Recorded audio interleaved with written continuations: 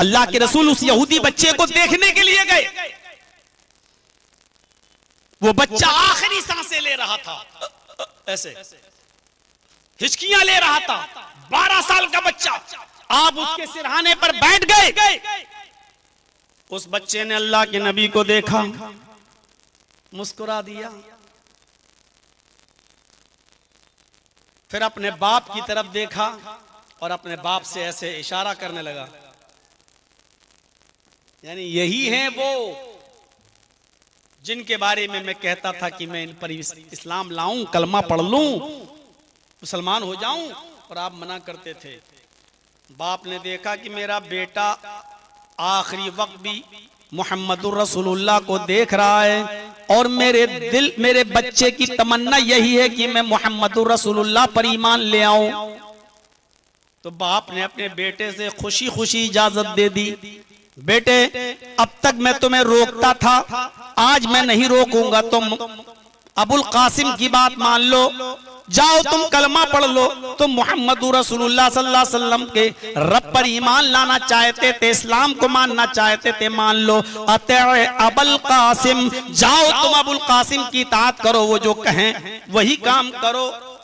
बच्चा खुश हो गया कि मेरे बाप ने इजाजत दे दी और उस 12 साल के बच्चे ने कलमा पढ़ा, अशहदु अल्ला इलाहा इल्लल्लाह व अशहदु अन्ना मुहम्मदन अब्दुहु व रसूलुहु। नौजवानों सुनो, जैसे उस बच्चे ने ये कलमा पढ़ा, अशहदु अल्ला इलाहा इल्लल्लाह व अशहदु अन्ना मुहम्मदन अब्दुहु व रसूलुहु, उस वक्त नबी का हाथ उस बच्चे के हाथ में था और उस बच्चे ने ये कलमा पढ़ते ही दम तोड़ दिया, उसकी सांस उखड़ गई, उसका इंतकाल हो जाता, उस बच्चे की रूह निकल जाती है।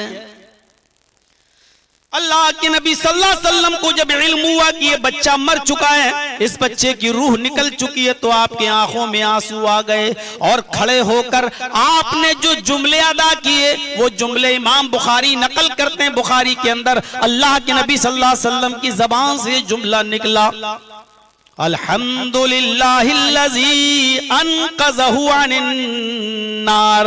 तमाम तारीफें उस अल्लाह के लिए जिसने आखिरी वक्त में इस कलमे के जरिए इस बच्चे को उसने जहन्नम की आग से बचा लिया।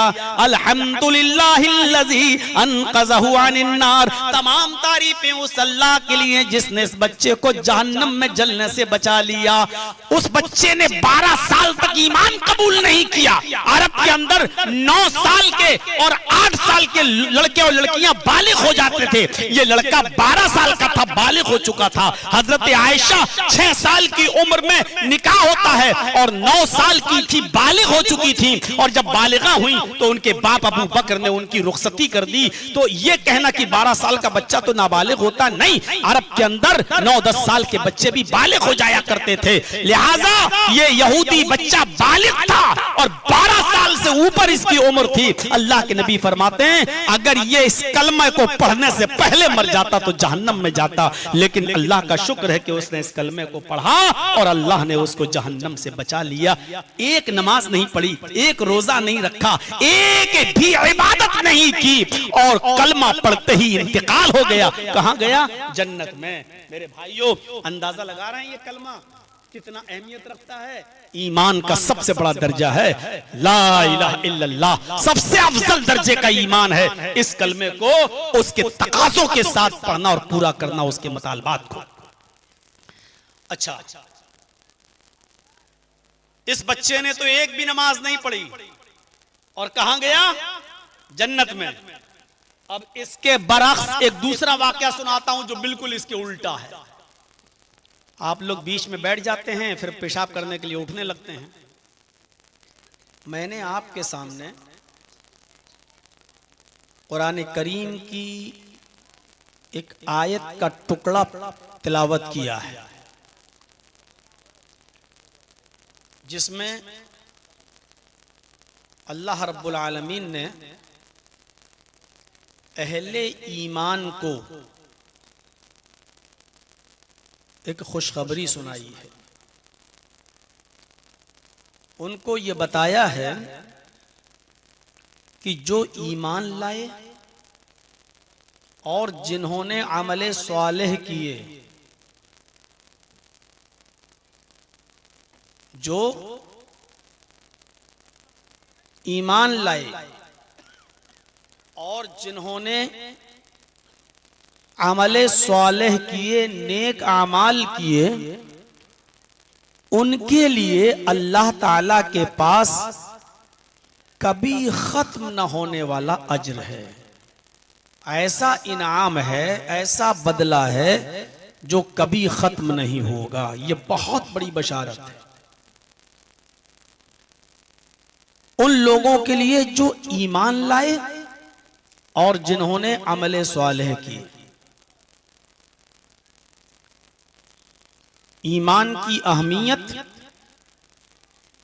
अमले स्वालेह की फजीलत इस आयत से साबित होती है। यहां जितने लोग बैठे हैं, अगर किसी को भी खड़ा करके पूछा जाए कि आपके अंदर ईमान है या नहीं, तो यही जवाब देगा कि वाह साहब, हम तो मोमिन हैं, बा ईमान हैं, हमारे अंदर ईमान है।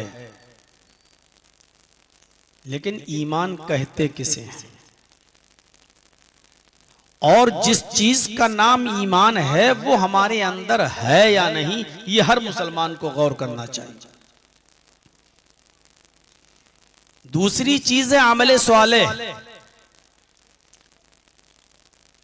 इससे भी पता चलता है कि अल्लाह ताला को अमल की जरूरत नहीं है और ना ही हमें अमल करने के लिए पैदा किया गया है, बल्कि अमले स्वालेह के लिए पैदा किया गया है। स्वालेह अमल किसे कहते हैं?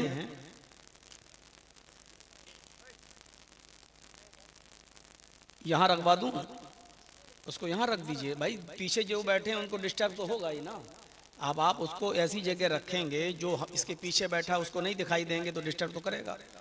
या तो आप उसको नीचे रखवा दीजिए या स्टेज पे यहां रखवा दीजिए, वो ऐसा ही घूमता रहेगा। वो इसको आप सही करिए, तो जमीन पर रखने की कोशिश करिए। ठीक, हम आप लोगों की परेशानी समझ रहे हैं।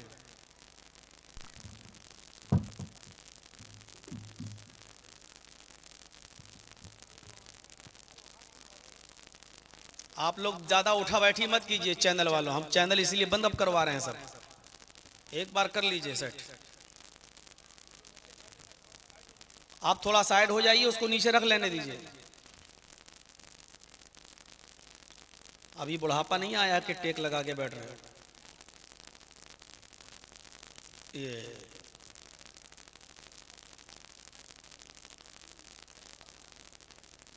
चलिए, थोड़ा सा आप लोग भी कोऑपरेट कीजिएगा। हाँ, उसी से टेक लगा लीजिए। ठीक, हाँ तो सुनिए, अल्लाह ने हमें अमले स्वालेह के लिए पैदा किया है। और अमले स्वालेह किसको कहते हैं?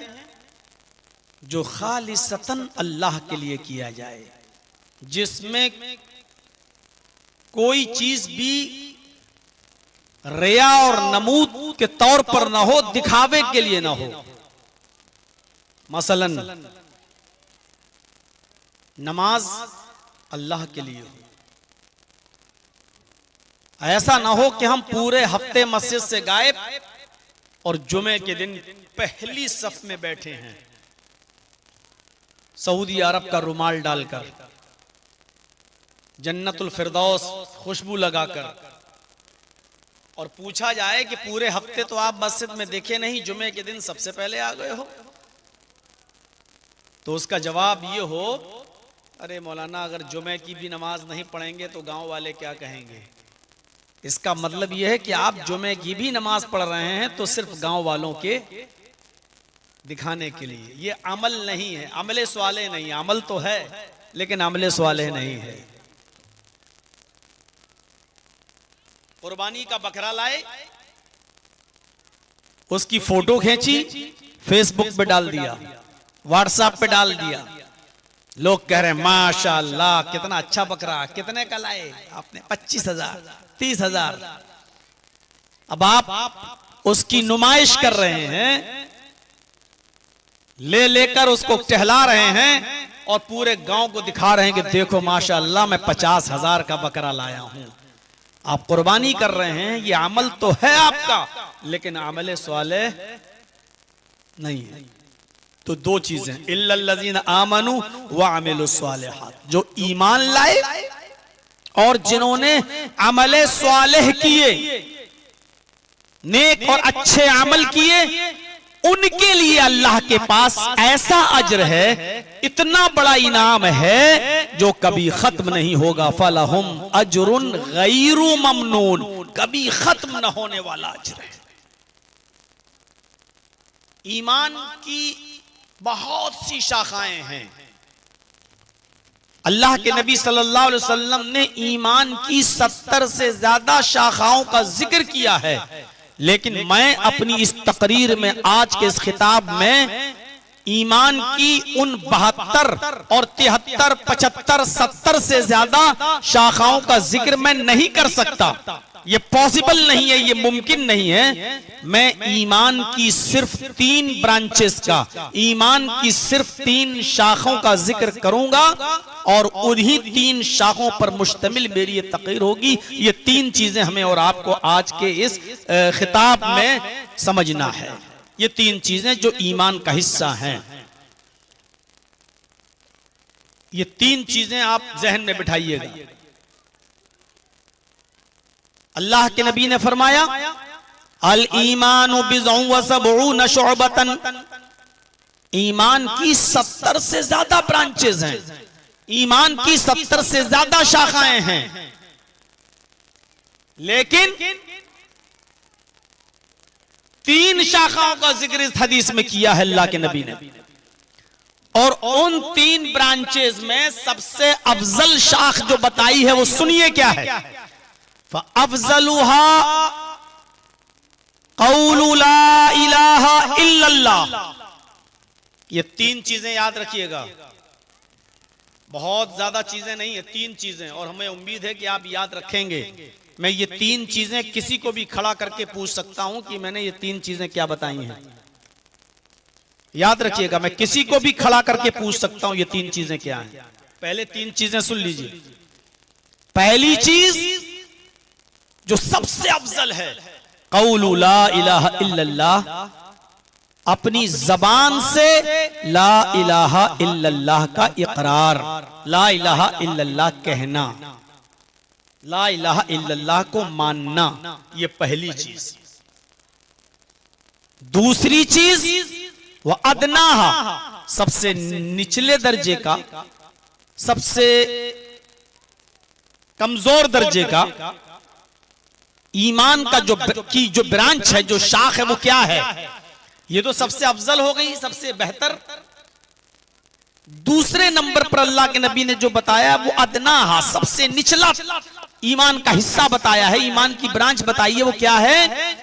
इमाततुल अज़ा अनित तरीक, रास्ते में कोई भी तकलीफ देने वाली चीज अगर पड़ी हुई है, उसको रास्ते से हटा देना।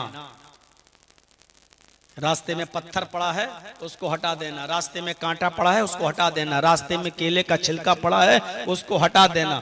क्यों? तुम तो आंखों वाले हो, देख के निकल जाओगे। हो सकता है कि कोई बूढ़ा बेचारा केले के छिलके पर पैर रखे और फिसल जाए। हो सकता है कि कोई अंधा नाबीना गुजर रहा हो, पत्थर से टकरा जाए। तो रास्ते से तकलीफ दे चीज को हटा देना भी ईमान का एक हिस्सा है। 2 चीजें, पहली चीज ला इलाहा इल्लल्लाह कहना, दूसरी चीज रास्ते से तकलीफ दे चीज को हटा देना, और तीसरी चीज एक और है, याद रख लीजिएगा तीनों। ये तीसरी चीज बताकर मैं किसी को खड़ा करके पूछता हूं ये 3 चीजें क्या है। फिर नोट करिए, पहली चीज ला इलाहा इल्लल्लाह कहना, दूसरी चीज रास्ते से तकलीफ दे चीज को हटा देना, और तीसरी चीज वल हयाउ शुअबतुम मिनल ईमान, शर्म व हया, हयादारी और शर्म करना, ये भी ईमान की एक ब्रांच है। 3 चीजें। पहली चीज पर आता हूं, थोड़ा सा वक्त लगेगा पहली चीज को समझाने में, थोड़ा सा वक्त लगेगा दूसरी चीज को भी समझाने में, और थोड़ा वक्त लगेगा मुझे तीसरी चीज को भी समझाने में। अब सुकून के साथ बैठिए। पहली चीज बताई गई ला इलाहा इल्लल्लाह कहना, और उसको दिल से तस्लीम करना। कहना तो आसान है, लेकिन दिल से तस्लीम करना मुश्किल है। और कहने में कुछ नहीं लगता। ला इलाहा इल्लल्लाह लीजिए, किसी को भी खड़ा करके कहलवाऊं, सब मुसलमान बैठे हैं अभी, सब एक किसी को भी खड़ा करके कहूं ला इलाहा इल्लल्लाह, कहो फौरन कह देगा ला इलाहा इल्लल्लाह। जितना ये जबान पर आसान है, अल्लाह की कसम इसको और इस कलमे के तकाजे को पूरा करना, उसको दिल से तस्लीम करना, उस पर अमल करना और इस कलमे के तकाजे के मुताबिक अपनी जिंदगी को ढालना उतना ही मुश्किल है। जितना जबान पर आसान है ला इलाहा इल्लल्लाह, लेकिन हकीकत यह है कि यही वो कलमा है जो इंसान को जन्नती बनाता है, और यही वो कलमा है कि जिसके न पढ़ने पर इंसान जहन्नमी हो जाता है। जो चीजें हमें जन्नत में ले जाएंगी, उन चीजों में पहली चीज अल्लाह के नबी ने यही बताई है, मन क़ाला ला इलाहा इल्लल्लाहु दखलल जन्नह, जिसने कहा ला इलाहा इल्लल्लाह वो जन्नत के अंदर दाखिल होगा।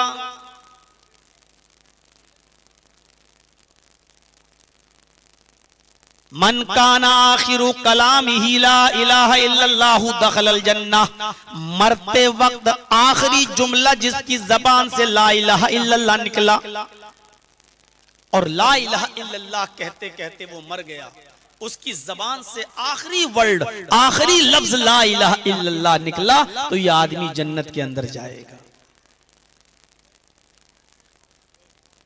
मम्मा तला युशरिकु बिल्लाहि शैअन दखलल जन्नह, जिसकी मौत तौहीद पर हुई, इस हाल में हुई कि वो अल्लाह के साथ किसी को शरीक नहीं करता था,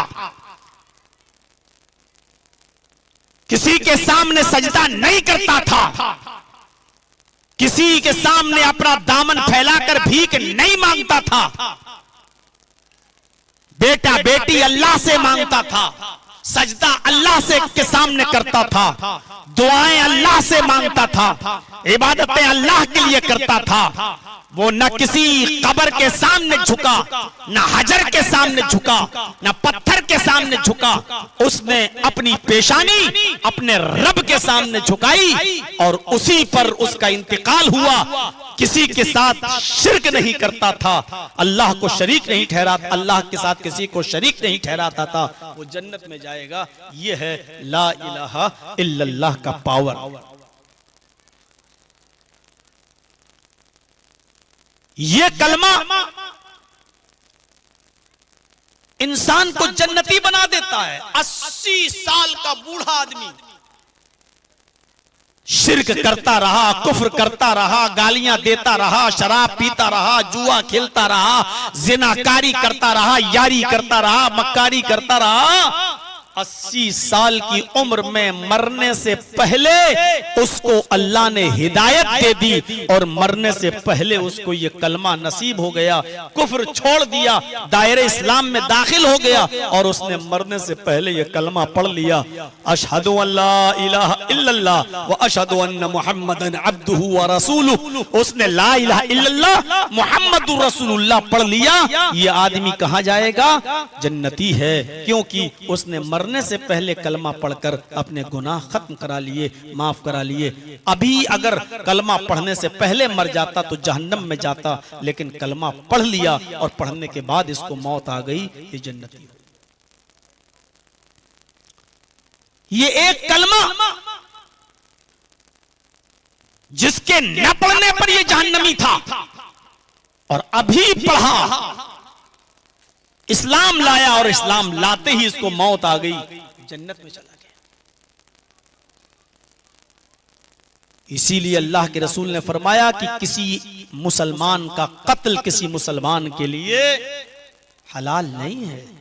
आज बहुत आसान है एक दूसरे का मर्डर कर देना, बहुत आसान एक दूसरे को कत्ल कर देना,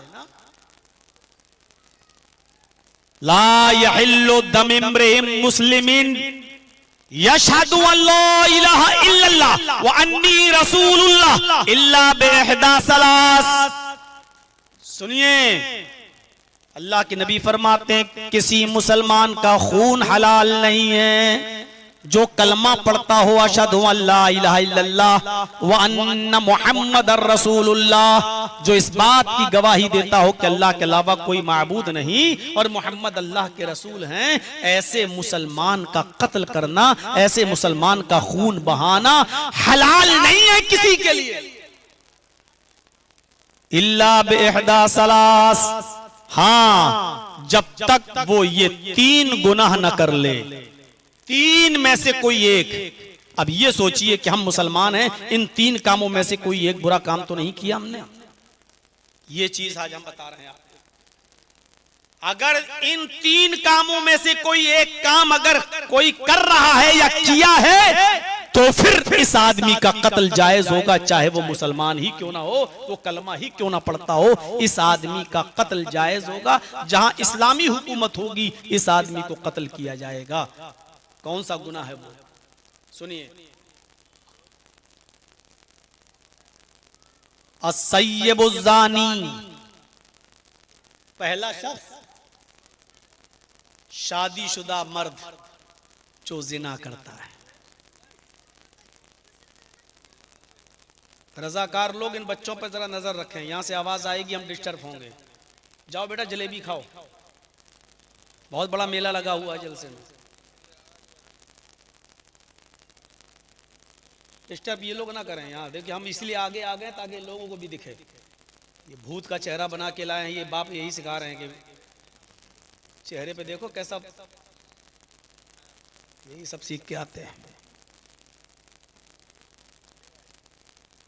अस्सय्यिबुज़्ज़ानी, पहला शादीशुदा जिसकी शादी हो चुकी हो और वो मर्द जिना किया हो। कुंवारे लोग ये ना सोचें हम बच गए, जिसकी शादी नहीं हुई वो ये ना सोचे कि हम बच गए, हमें कत्ल का हुक्म नहीं है। हाँ, कत्ल का हुक्म तो नहीं है कुंवारों के लिए, लेकिन कुंवारा अगर शादीशुदा नहीं है, कुंवारा है, शादी नहीं हुई है, अगर वो जिना करता है लड़का हो या लड़की तो उसकी सजा 100 कोड़े है, वो भी चमड़े का कोड़ा, चमड़े का कोड़ा, और वो भी उसकी पीठ से कुर्ता उतार कर, पंजाबी उतार कर उसकी पीठ पे मारा जाएगा। किसकी पीठ पर? कुंवारा लड़का हो या कुंवारी लड़की। मौलाना जर्जी साहब कितनों को मारोगे? यहां तो हर गांव में ऐसे लोग मिल जाएंगे।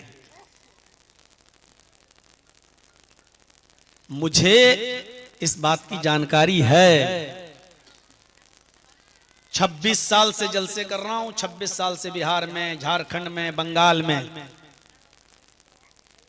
और जलसों में भी लड़के और लड़कियां पकड़े गए, खेतों में लड़कियां बहाना करके आई हम जलसे में जा रहे हैं। लड़कों के लिए तो 100 खून माफ है, और जलसा कोई नहीं सुन रहा है। सब मौलाना जर्जीज की तकरीर हुई, सब स्टेज पे बैठ गए, ये कमीने वहां पहले ही से मोबाइल पे बात करके आए थे, खेत में पकड़े गए। और ये 1-2 की तादाद नहीं बता रहा हूं, मुझे गिनती याद नहीं है कि जलसों में कितने पकड़े गए। अब गौर से सुनिए, कुंवारों की सजा है 100 कोड़े मारे जाएं, लड़का हो या लड़की, और 100 कोड़े खाने के बाद भी अगर वो जिंदा रह जाए तो फिर उसको 1 साल के लिए अपने शहर से दूर किसी दूसरे शहर में 1 साल के लिए उसको जिला वतन करना पड़ेगा, ताकि उसको देखकर लोग जिना को याद ना करें। इसलिए उसको अपने शहर से दूसरे शहर में भेजना भी पड़ेगा और अपने शहर से उसको निकालना पड़ेगा। कितनी बड़ी सजा है कुंवारों के लिए। और शादीशुदा लोगों के लिए क्या है? तेरे पास तो साधन था, तेरे पास तो जरिया था ख्वाहिश को मिटाने का, अपने दिल में लगी हुई आग को बुझाने का रास्ता था तेरे पास, बीवी थी तेरे पास, लेकिन इसके बावजूद तूने जिना किया, इसलिए तुझे जिंदा रहने का हक नहीं है। इस्लाम में शादीशुदा आदमी की सजा यह है कि उसको पत्थरों से दौड़ा कर उस वक्त तक मारा जाएगा जब तक कि वो मर न जाए, उसकी रूह न निकल जाए, उसको दौड़ा कर पत्थरों से मारा जाएगा। और अगर कोई शादीशुदा औरत है, अगर उससे जिना हो जाए तो उसको दौड़ा कर नहीं मारा जाएगा, उसको सीने के बराबर जमीन में गाड़ कर उसके सर पर पत्थर मार के उसको खत्म किया जाएगा। मर्द और औरत की सजा में इतना फर्क है, मर्द को दौड़ा के मारा जाएगा, औरत को सीने के बराबर गाड़ के मारा जाएगा। हमसे आप ज्यादा बेहतर जानते हैं, आप अपने समाज में उन लोगों को भी जानते होंगे जो शादीशुदा होकर जिना कर रहे हैं, और उनको भी जानते होंगे जो कुंवारे हैं और जिनके एक दूसरों के साथ चक्कर चल रहे हैं, लफड़े चल रहे हैं। आप हमसे बेहतर जानते होंगे, आप कुरान और हदीस सुनने आए हैं, इसलिए मैंने हकीकत की नकाब कुशाई आपके सामने कर दी है। पहली चीज अस्सय्यबुज़्ज़ानी, अगर कोई मुसलमान है, कलमा गो है, लेकिन शादीशुदा है और जिनाकार है, तो जहां इस्लामी हुकूमत होगी वहां उसको कत्ल कर दिया जाएगा। सऊदी अरब वगैरह में कत्ल है सजा। अब पत्थरों से नहीं मारते हैं, पकड़ा गया शादीशुदा था, उठाया और उसको ले गए, सबके सामने उसकी गर्दन काट दी। बेटा बहुत देर हो गई है, कौन लगा है भाई, बहुत देर हो गई, अब तो सेट कर लो। जहां इस्लामी हुकूमत होगी ये सजा दी जाएगी। दूसरा, वन्नफ्सु बिन्नफ्स, कोई मुसलमान है लेकिन अगर किसी ने किसी को कत्ल कर दिया है, जरजीत साहब मुसलमान है लेकिन हमने किसी को कत्ल कर दिया है, तो फिर हमारा भी खून जायज है, हमें भी कत्ल किया जाएगा। खून के बदले में खून, कत्ल के बदले में कत्ल।